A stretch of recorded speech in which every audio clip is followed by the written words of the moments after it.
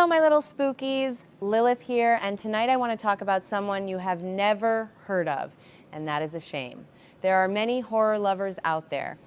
People who know every subgenre, every remake, every obscure Italian zombie film. But there is one giant, one father, who remains almost totally unknown. I found him by accident. His name is Herschell Gordon Lewis, and he is the godfather of gore, not the polished, expensive gore of today. The real thing, raw, cheap, and visionary. In 1963, he made a little film called Blood Feast. And in that film, you will see the entire blueprint for what came decades later.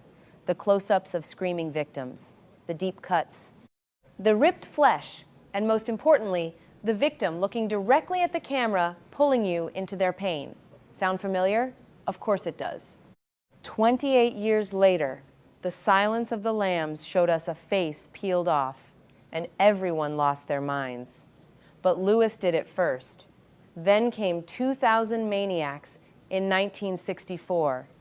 Travelers stranded in a strange town, friendly locals with bizarre traditions, hidden violence beneath a smile.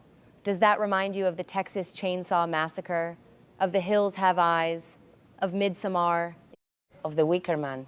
Yes, Lewis wrote the recipe. He just never got the credit. And then there is the Wizard of Gore from 1970, a magician on stage, a show of illusions. But by the end, you do not know what is real anymore. Reality itself becomes a question. Fans of Donnie Darko, of Christopher Nolan's Inception, of every twist-ending movie from the last 30 years, you owe a debt to a man who made films for almost no money in a warehouse. His movies do not have Hollywood budgets, but they have something much more important. They have a real story. They have a soul behind the blood. And that, my darlings, is what makes him a master. Because today, the horror genre has been bastardized. Too many filmmakers think that if you pour enough fake blood and scream loud enough, you do not need a plot. You do not need characters. You just need shock. But Herschell Gordon Lewis never believed that. For him, the gore served the story, never the other way around. So I want you to do something tonight. Find Blood Feast. Find 2,000 Maniacs. Find the Wizard of Gore. Watch them with open eyes. You will discover a visionary, a man who saw the future of horror and filmed it with almost nothing. And you will understand that cinema history has been deeply unfair to him. So go, watch, learn.